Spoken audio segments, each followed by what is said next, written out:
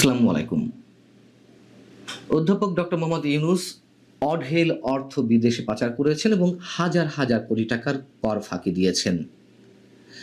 যখন কিনা তিনি নিজেই সরকার প্রধান, তখন এই মুহূর্তে যে অস্থির সময় বিরাজ করছে এবং গণমাধ্যমও নানানভাবে রোশন আলো করছে, তখন এই সংক্রান্ত এমন একটি ভয়ঙ্কর রিপোর্ট বাংলাদেশ প্রতিদিন কেন প্রকাশ করলো, কী উদ্দেশ্যে প্রকাশ করলো, তা নিয়ে নানান ধরনের প্রশ্ন উঠতেই পারে। আর বাংলাদেশ প্রতিদিনের যেই গ্রুপের, বসুন্ধরা গ্রুপের, তাদের সম্বন্ধেও তো আমরা কম বেশি জানি। তবে যতই জানি না কেন, ডক্টর মোহাম্মদ ইউনূসের বিরুদ্ধে যে রিপোর্টটি প্রকাশিত হয়েছে, এটিকে আমরা একেবারে উড়িয়ে দিতে পারি না। তার বিরুদ্ধে এ ধরনের অভিযোগ দীর্ঘদিনের এবং এ সংক্রান্ত একাধিক মামলা তো দায়ের হয়েছে, যদিও সবগুলো থেকে তিনি অব্যাহতি পেয়েছেন। সেই জায়গা থেকে যদি বলতে হয় যে 1997 সালে যখন গ্রামীণ টেলিকমের নামে একটি তিনি লাইসেন্স নিয়েছিলেন গ্রামীণ ফোনের, তখন তিনি শর্ত দিয়েছিলেন যে এই প্রতিষ্ঠান থেকে তিনি কোনোভাবেই লাভবান হবেন না এবং এর উদ্দেশ্য হচ্ছে গ্রামীণ জনগোষ্ঠীর দরিদ্র মানুষদেরকে স্বাবলম্বী করা, এবং সেই শর্তেই সরকার তাকে লাইসেন্স দিয়েছিল। কিন্তু ডক্টর মোহাম্মদ ইউনূস কি করলেন? শুধুমাত্র এর মাধ্যমে নিজের ভাগ্য পরিবর্তন করলেন এবং দেশের স্বার্থ জলাঞ্জলি দিয়ে বিদেশি প্রতিষ্ঠান নরওয়ের টেলিনরকে তিনি শেয়ার হোল্ডার হিসেবে নিলেন, অধিকাংশ শেয়ার তাদের কাছে হস্তান্তর করলেন। এখন এই যে রিপোর্টটি, সেই রিপোর্টে বলা হচ্ছে যে শুধুমাত্র গ্রামীণ টেলিকম থেকেই গত ২৬ বছরে ডক্টর মোহাম্মদ ইউনূস ১,০০০ কোটি টাকা কর ফাঁকি দিয়েছেন। বাংলাদেশ প্রতিদিন বলছে, আমি একটু হুবহু বলি, যে সংশ্লিষ্ট সূত্রগুলো জানাচ্ছে ডক্টর ইউনূস দেশের অলাভজনক প্রতিষ্ঠান গ্রামীণ টেলিকম থেকে হাজার হাজার কোটি টাকা কয়েক হাত ঘুরে সামাজিক ব্যবসার নামে বিদেশে পাচার করেছেন। শ্রমিক কর্মচারীদের ন্যায্য অধিকার কেড়ে নেওয়ার জন্য আদালতে বিচারাধীন মামলার রায় নিজের পক্ষে নিতে বিচারক সহ দেশের গুরুত্বপূর্ণ ব্যক্তিদের ঘুষ দেওয়ার জন্য একটি দালাল চক্রের সঙ্গেও চুক্তি করেন। আর ডক্টর ইউনূসের এইসব অর্থ পাচার, দুর্নীতি ও অন্যান্য অপরাধমূলক কর্মকাণ্ড দালিলিকভাবে প্রমাণিত হয়েছে। এবার তার বিস্ময়কর কর ফাঁকির অপরাধের ঘটনা সবাইকে হতবাক করেছে। কর ফাঁকির ব্যাপকতা, গভীরতা ও অপরাধের অভিনবতা বিবেচনায় এটি বাংলাদেশের ইতিহাসের সবচেয়ে বড় কর ফাঁকির ঘটনা হিসেবে চিহ্নিত হয়ে থাকবে। এবং যেটি জানা যাচ্ছে যে গ্রামীণ টেলিকম বর্তমানে গ্রামীণ ফোনের 34.20% শেয়ারের অংশীদার, যার মাধ্যমে গ্রামীণ টেলিকম প্রতি বছর গ্রামীণ ফোন থেকে হাজার কোটি টাকার উপরে ডিভিডেন্ড পায়, লভ্যাংশ হিসেবে যেটি পেয়ে থাকে। এবং যেটি কোম্পানি আইন রয়েছে, সেই কোম্পানি আইনের 28 ধারায় বলা হচ্ছে যে এই ধরনের অলাভজনক কোম্পানির কোনো ধরনের শেয়ার মূলধন নেই, কোনো ব্যক্তি মালিকানা নেই, আইন অনুযায়ী এর কোনো ডিভিডেন্ড অন্য কোনো ব্যক্তি বা প্রতিষ্ঠানে হস্তান্তরের সুযোগ নেই। অথচ ডক্টর মোহাম্মদ ইউনূস প্রতি বছর গ্রামীণ টেলিকমের হাজার কোটি টাকার উপরে ডিভিডেন্ড সম্পূর্ণ বেআইনিভাবে কয়েক হাত ঘুরিয়ে সামাজিক ব্যবসার নামে বিদেশে পাচার করে আত্মসাৎ করেছেন।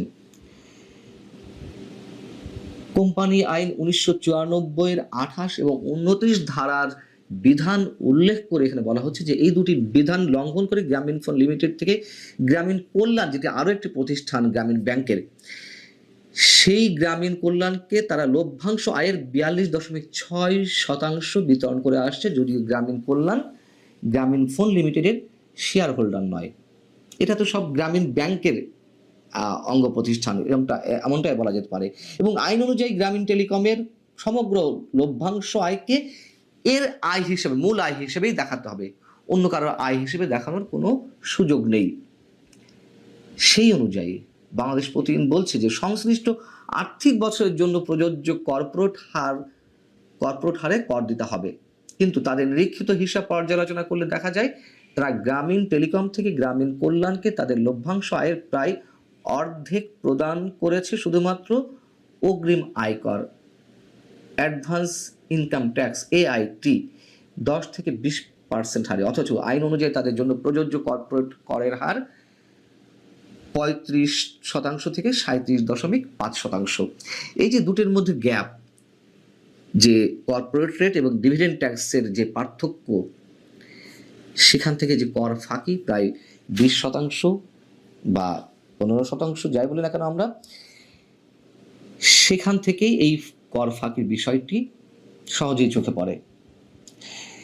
বাংলাদেশ প্রতিদিন বলছে যে গ্রামীণ টেলিকম শুরু থেকে যে কর ফাঁকি দিয়েছে সেগুলো যোগ করলে এর পরিমাণ দাঁড়ায় প্রায় 1000 কোটি টাকা।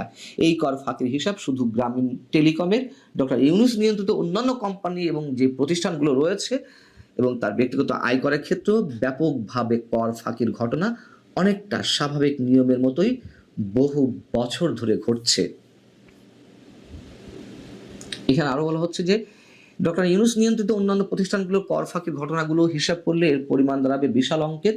গ্রামীণ টেলিকমের 26 বছরের যে কার্যক্রম, সেই 26 বছরের কার্যক্রমে হিসাব ধরলে প্রায় 1000 কোটি টাকার কর ফাঁকি দেওয়া হয়েছে।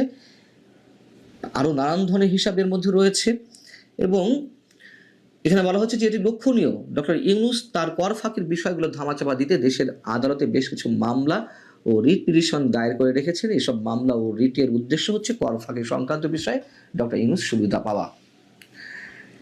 এ কথা তো সত্য যে এর আগে আমি নিজেই মন্তব্য করেছি যে পৃথিবীর আর কোনো রাষ্ট্রপ্রধান বা সরকার প্রধানকে পাওয়া যাবে না ডক্টর ইউনূসের মতন, যিনি ক্ষমতায় এসে 10 মাসে যে পরিমাণ ব্যক্তিগত স্বার্থ সিদ্ধি করেছেন একেবারে নজিরবিহীন। এরকম হিসাব আমরা আগেও দিয়েছি, শুধু একটু মনে করিয়ে দিই, গ্রামীণ ফোনের ক্ষেত্রেই কিংবা গ্রামীণ ব্যাংক বা গ্রামীণ টেলিকমের ক্ষেত্রেই, যেমন গ্রামীণ কল্যাণের কাছে জাতীয় রাজস্ব বোর্ড এনবিআর এর 666 কোটি টাকা পাওনা ছিল। সেটি যে হাইকোর্টে মামলা চলছিল ডক্টর মোহাম্মদ ইউনূস সরকার প্রধান হওয়ার পরে, আদালত স্বপ্রণোদিত হয়ে মামলা প্রত্যাহার করে নিয়েছে। আবার যেমন ধরুন গ্রামীণ ব্যাংকের সরকারের যে মালিকানা ছিল, যে পার্সেন্টেজ ছিল, সেটি কমিয়ে 10% নামিয়ে আনা হয়েছে, আগে ছিল 25%। আর গ্রামীণ ব্যাংকে আগামী 5 বছর কোনো ট্যাক্স দিতে হবে না, কর দিতে হবে না, কর অব্যাহতির সুবিধা নিয়েছে আগামী 2029 সাল পর্যন্ত। এই যে আমরা এটাকে কিভাবে মন্তব্য করব, কোনো ধরনের বাধা ছাড়া, কোনো ধরনের সমালোচনা তোয়াক্কা না করে বা লাজ লজ্জার তোয়াক্কা না করে এই যে একের পর এক সুবিধা নিচ্ছেন, সেক্ষেত্রে বাংলাদেশ প্রতিদিনের এই রিপোর্টটি, যেটি প্রথমে বলছিলাম, আমরা একেবারে উড়িয়ে দিতে পারি না। এবং এখন এসে কেন এই রিপোর্টটি করা হলো, যখন বাংলাদেশের গণমাধ্যম আগেকার মতোই রয়েছে, নিয়ন্ত্রিত অবস্থায় রয়েছে, যতই সরকার বলুক না কেন যে মানে দেশের সর্বসেরা সময় এখন গণমাধ্যমগুলো উপভোগ করছে, এগুলো একেবারে বাজে কথা। যারা বলেন যে আমরা কথা বলছি, আমরা আগেও কথা বলেছি বিধায় আমাদেরকে পে করতে হয়েছে অনেক ধরনের অনেক কিছু, এখনো আমাদেরকে পে করতে হচ্ছে। তবে যারা কথা বলেন তারা ঠিকই সবসময় বলে যান। ভালো থাকুন দর্শক, সবাই। সাজ্জাদ কাদিরের প্রীতি এবং শুভেচ্ছা নিন। এই মুহূর্তে আপনাদের সামনে কথা বলতে এসেছি আওয়ামী লীগকে কিভাবে হারিয়ে দেবেন এই প্রসঙ্গটা নিয়ে। গতকালকে একটি জানাজা দেখলাম একজন জেলা আওয়ামী লীগ নেতা, আপনারা জানেন যে চুয়াডাঙ্গা জেলা আওয়ামী লীগ সভাপতি সোলাইমান হক জোয়ারদার, যিনি জাতীয় সংসদের সদস্য ছিলেন বেশ কয়েকবার, তিনি একজন বীর মুক্তিযোদ্ধা, তিনি জাতীয় সংসদের হুইপ ছিলেন, সেই মানুষটি গত পরশু শুক্রবারে মৃত্যুবরণ করেন এবং গতকালকে শনিবারে চুয়াডাঙ্গায় তার জানাজা অনুষ্ঠিত হয়েছে। আমি কালকে জানাজার দৃশ্য দেখে বিশেষ করে আমার কাছে মনে হয়েছে যে এই যে বর্তমান অন্তর্বর্তীকালীন সরকার আওয়ামী লীগের কার্যক্রম নিষিদ্ধ করছে, আওয়ামী লীগকে নিষিদ্ধ করছে, কিন্তু বাস্তবতা হলো যে আওয়ামী লীগকে আসলে কিভাবে নিষিদ্ধ করবেন। কালকে জানাজার দৃশ্য অভাবনীয় দৃশ্য, হাজার হাজার, এটি যদি লক্ষ কোটি জনতার উপস্থিতি বলেন তাহলেও ভুল হবে না। আওয়ামী লীগকে আসলে চাইলেই মাটির সাথে মিশিয়ে দেওয়া সম্ভব? আওয়ামী লীগকে কি চাইলেই আওয়ামী লীগকে ধ্বংস করে ফেলানো সম্ভব? এটি যে সম্ভব না, গতকাল এক শোককে কেন্দ্র করে মানুষের উপস্থিতি, মানুষের অংশগ্রহণ সেটিই বলে। এমনি কোনো জনসভা বা কোনো রাজনৈতিক কর্মসূচিতে লোকজন ভাড়া করে নিয়ে আসা হয়, কিন্তু জানাজার মতো এমন একটি কর্মসূচিতে নিশ্চয়ই মানুষ ভাড়া করে আনা হয়নি। আমি গতকালকে ফেসবুকে একটি পোস্ট দিয়ে বলেছিলাম যে জানাজায় অংশগ্রহণকারী মানুষগুলো নিশ্চয়ই ভাড়া করা নয়, এগুলো স্বতঃস্ফূর্ত ভাবে এসেছে। এই একটি উদাহরণ থেকে যারা আওয়ামী লীগকে নিষিদ্ধ করতে চান, আওয়ামী লীগকে ধ্বংস করতে চান, আওয়ামী লীগকে নিশ্চিহ্ন করে দিতে চান, তাদের অন্ততপক্ষে একটি বোধোদয় হওয়া উচিত। এই যে শোককে কেন্দ্র করে এত হাজার হাজার লক্ষ লক্ষ মানুষের উপস্থিতি, একজন জেলা আওয়ামী লীগ নেতার, জেলা আওয়ামী লীগের সভাপতির, একজন আঞ্চলিক নেতার জানা যায় এই উপস্থিতি। আজকে আওয়ামী লীগ কি দেশ ছেড়ে পালিয়ে গেছে? আওয়ামী লীগ দেশেই আছে। সীমিত কিছু মানুষ, এটি 1% হবে না, হয়তো পাশের দেশ ভারতে আশ্রয় নিয়েছে, বিশ্বের বিভিন্ন দেশে আশ্রয় নিয়েছে, সেটি কেন্দ্রীয় নেতা থেকে শুরু করে জেলা আওয়ামী লীগের নেতা, উপজেলা আওয়ামী লীগের নেতা, কিন্তু বেশিরভাগ মানুষ বাংলাদেশে অবস্থান করছে। আজকে জানা যায় যেভাবে মানুষ উপস্থিত হয়েছে স্বতঃস্ফূর্ত ভাবে, সব বাধা, সব প্রতিরোধ, মানে সব শঙ্কা, পুলিশের চোখ রাঙানো, আইন শৃঙ্খলা বাহিনীর চোখ রাঙানো উপেক্ষা করে যেভাবে মানুষ বেরিয়ে এসছে। আজকে জাতির ক্রান্তিকালে বাংলাদেশ এক কঠিন সময় অতিবাহিত করছে। দেশবিরোধী, রাষ্ট্রবিরোধী এমন কিছু কর্মকাণ্ড হচ্ছে, এমনকি মুক্তিযুদ্ধ বিরোধী এমন কিছু কর্মকাণ্ড হচ্ছে। এই মানুষগুলো যদি বেরিয়ে আসে সারা বাংলাদেশ থেকে, যেভাবে চুয়াডাঙ্গা জেলা আওয়ামী লীগ সভাপতি সুলাইমান হক সেলুন জোয়ারদারের জানাজায় যেভাবে অংশ নিলেন, এভাবে যদি সারা বাংলাদেশ থেকে স্রোতের মতো মানুষ বেরিয়ে আসে, তাহলে কিভাবে ঠেকাবেন? কিভাবে ঠেকিয়ে দেবেন? কতজনকে গ্রেপ্তার করবেন? এ যাবৎ 3.5 লক্ষাধিক মানুষকে গ্রেপ্তার করা হয়েছে সারা বাংলাদেশে। আহ জেলখানার ধারণ ক্ষমতা, আমি নিজেও ভিডিওতে একাধিকবার বলেছি, আপনারাও জানেন, মাত্র 42,000 বাংলাদেশের জেলখানার ধারণ ক্ষমতা। সেই 42,000-এর কয়েক গুণ মানুষকে ইতিমধ্যে অন্যায়ভাবে অ্যারেস্ট করা হয়েছে। আর কতজন অ্যারেস্ট করবেন? এখনই জেলখানায় রাখবার জায়গা নেই, গাদাগাদি করে রেখেও সম্ভব হচ্ছে না। কাজে আজকে যারা ভাবছেন যে আওয়ামী লীগকে পুরোপুরি নিশ্চিহ্ন করবেন, এটি কিন্তু একদম অসম্ভব। আর্টিফিশিয়াল কোনো কাজ করা যায় না, বাই ন্যাচারালি করতে হয়। কিন্তু আওয়ামী লীগেরও তো কিছু ভালো কাজ আছে, অনেক ভালো কাজ আছে। আওয়ামী লীগের জন্ম থেকে শুরু করে আজকে স্বাধীনতা, মুক্তিযুদ্ধ, 52-র ভাষা আন্দোলন, স্বাধীন বাংলাদেশে 90-এর গণ অভ্যুত্থান, বিভিন্ন ক্ষেত্রে আওয়ামী লীগের অসামান্য অবদান আছে। আজকে এই দেশটা যে দাঁড়িয়ে আছে, এই দেশটা দাঁড়িয়ে থাকবার পেছনেও আওয়ামী লীগের অসামান্য অবদান আছে। বিতর্কিত কর্মকাণ্ড আছে। আমি যদি সেই অর্থে বলি, বাংলাদেশের রাজনীতির সব রাজনৈতিক দলের বিতর্কিত কর্মকাণ্ড আছে, কিন্তু আজকে অবস্থা দৃষ্টে মনে হচ্ছে একমাত্র আওয়ামী লীগ ছাড়া কাঠগড়ায় আর কেউ দাঁড়াবে না। আজকে এই যে বিএনপির দোষ নেই, জাতীয় পার্টির দোষ নেই, জামাতের দোষ নেই। আজকের অবস্থা দেখে মনে হচ্ছে যেন বিএনপি এই মুহূর্তে কিংবা জামাত এই মুহূর্তে সবচেয়ে পবিত্র একটি রাজনৈতিক দল। বিএনপি বাংলাদেশে ক্ষমতায় ছিল না, রাষ্ট্র ক্ষমতায়। জামাত যৌথভাবে ক্ষমতায় ছিল না, থেকেছে তো, থেকে অন্যায় অপকর্ম হয়নি।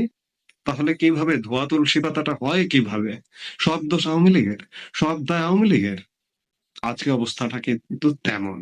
আজকে আওয়ামী লীগকে ভ্যানিশ করবার জন্য, ধ্বংস করবার জন্য যেভাবে ষড়যন্ত্রমূলক ভাবে সব রাজনৈতিক দল উঠে পড়ে লেগেছে, সেটি আসলে সম্ভব না। আজকে আওয়ামী লীগ যদি এই যে সেলুন জোয়ারদারের জানাজায় যেভাবে বেরিয়ে এসছে, সব প্রতিকূলতা উপেক্ষা করে আজকে দেশ রক্ষায়, আজকে সারা বাংলাদেশে একযোগে আওয়ামী লীগ বেরিয়ে আসে, তাহলে কিন্তু আর একটা 5 আগস্টের পরিণতি ঘটবে। 5 আগস্টের পরিণতি ঘটিয়ে যেভাবে আওয়ামী লীগকে বিতাড়ন করা হয়েছে, আওয়ামী লীগ যদি আসলে সর্বশক্তি নিয়ে বেরিয়ে আসে, তাহলে আজকে ঠিক রিভার্স ঘটবে। 5 আগস্টে আওয়ামী লীগকে যেভাবে বিতাড়ন করা হয়েছে, ঠিক অন্যান্য যারা আজকে হম্বিতম্বি করছে, তাদের কিন্তু বিদায় ঘটবে। কাজেই আমি বলবো, আমার বাংলাদেশের একজন নাগরিক হিসেবে আমার পরামর্শ যে আওয়ামী লীগ যেভাবে আছে থাকতে দিন। আওয়ামী লীগের কার্যক্রম নিষিদ্ধ করেছেন, এটিও আসলে বিধিসম্মত হয়নি। যেভাবে ছিল, যেভাবে থাকবে, সেভাবেই থাকতে দেওয়া উচিত, সেখানেই তাদের সৌন্দর্য। কিন্তু আজকে অস্বাভাবিক পরিবেশ তৈরি করেছেন। এই অস্বাভাবিক পরিবেশ থেকে আরো ভয়ঙ্কর কোনো অস্বাভাবিক পরিবেশের দিকেই কিন্তু বাংলাদেশ যাচ্ছে। আমি সব কথার শেষ কথা বলতে চাই, গতকালকের জানাজার উদাহরণ এটাই দেয়, আওয়ামী লীগ আছে, আওয়ামী লীগ থাকবে, এবং আওয়ামী লীগ নিশ্চিত করে ফিরবে খুব শীঘ্রই। সেদিন আর খুব বেশি দূরে নয়, কারণ অন্যায় অপকর্ম এতটা বেশি হয়ে যাচ্ছে, যেখান থেকে রক্ষা করতে আওয়ামী লীগকে ফিরে আসতে হবে। এই মুহূর্তে এ পর্যন্তই।